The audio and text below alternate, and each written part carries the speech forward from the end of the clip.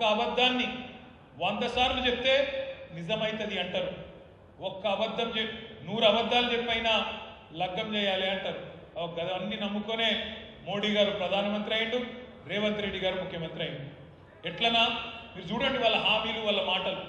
నిజంగా చెప్పాలంటే పాపం కాంగ్రెస్ వాళ్ళు కూడా కలలు కూడా అనుకోలేదు.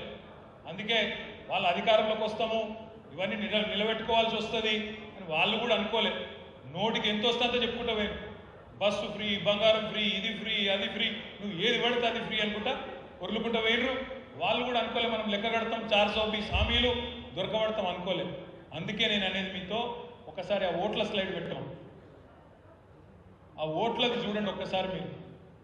ఏం జరుగుతుంది కరీంనగర్ లోక్సభలో రేపటి రోజున ఆ ఓట్లలో అంటే తప్పకుండా మొన్న కాంగ్రెస్కు ఓటేసిన వాళ్ళల్లో చాలామంది ఇప్పటికే పశ్చాత్తాప పడుతున్నారు, బాధపడుతున్నారు. ఊళ్ళల్లో రైతులు బాధపడుతున్నారు. ఇదేమిరా నాయన, కేసీఆర్ ఉన్నప్పుడు వారం రోజులలో 10 రోజులలో రైతు బంధు వస్తుండే, ఇదేం గుంపు మేస్త్రి పాలనరా నాయన, ఇప్పటివరకు రైతు బంధు దిక్కులేదు. ముఖ్యమంత్రి పదవి చేయడానికి అనుభవం ఉందా అంటే ఏమన్నాడు రేవంత్ రెడ్డి గారు, గదేం పదవిగా గుంపు మేస్త్రి లెక్క, ఒకడు సున్నం కొడతాడు, ఒకడు సిమెంట్ వేస్తాడు, నేను గిట్ల అంటే అయిపోతుంది అన్నాడు. అదే టూత్ పాలిష్ లెక్క ఏమున్నది అన్నాడు.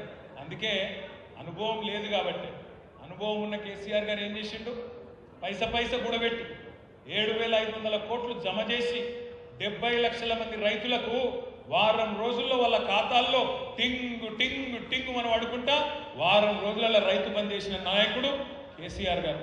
గుంపు మేస్త్రి గారు పాపం డిసెంబర్ 3 ముఖ్యమంత్రి అయినాక ఈ రోజు వరకు రైతు బంధు ఎయ్యానా తెలుస్తలేదు, వద్దా తెలుస్తలేదు.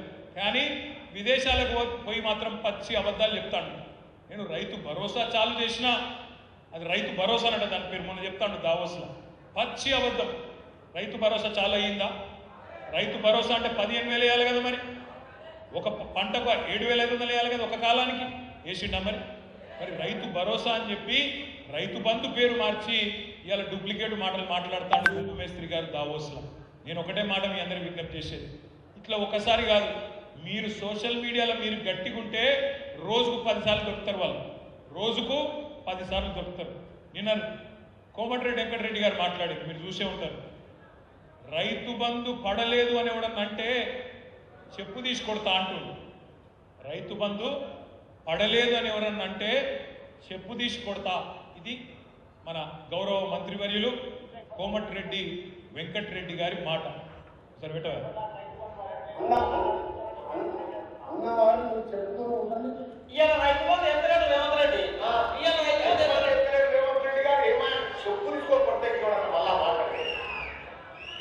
ఆయననేమో కాంగ్రెస్ మంత్రి, ఈయననేమో కాంగ్రెస్ ప్రచార కమిటీ అధ్యక్షుడు మల్లన్న. ఇద్దరు కూడా ఏమంటారు, చెప్పు తీసి కొడతాము రైతు బంధు పడలేదంటే అంటుంది. ఇవాళ నేను రాష్ట్రంలో ఉన్న 70 లక్షల మంది రైతులను అడుగుతున్నా, ఎవరెవరికైతే రైతు బంధు పడలేదో వాళ్ళని ఆలోచించమని అడుగుతున్నా. వీళ్ళని ఏ చెప్పుతో కొట్టాలి రైతు బంధు ఏ వాళ్ళని ఆలోచించమని అడుగుతున్నా. చెప్పుతో కొడతారా, ఓటుతో కొడతారా, మీ ఇష్టం.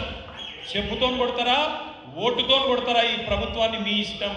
కేసీఆర్ ఉన్నప్పుడు వారం రోజులు వేసిండెట్లా, వీళ్ళకు 2-3 నెలలైనా ఎందుకు వేయలేదు ఆలోచించమని చెప్పి నేను కోరుతున్నా. రైతులు ఆల్రెడీ మంట మీద ఉన్నారు. క్వింటాల్కి 500 బోనస్ అన్నాడు, ఇచ్చిండా? రేపు ఇస్తాడా ఏప్రిల్లో? ఇవ్వకపోతే రైతులు ఊకుంటారా? సీరి సిద్ధ గట్టరు. 500 బోనస్ క్వింటాల్కు, మర్చిపోవద్దు తమ్ముళ్ళు, 500 బోనస్ ఇచ్చి తీరాలి.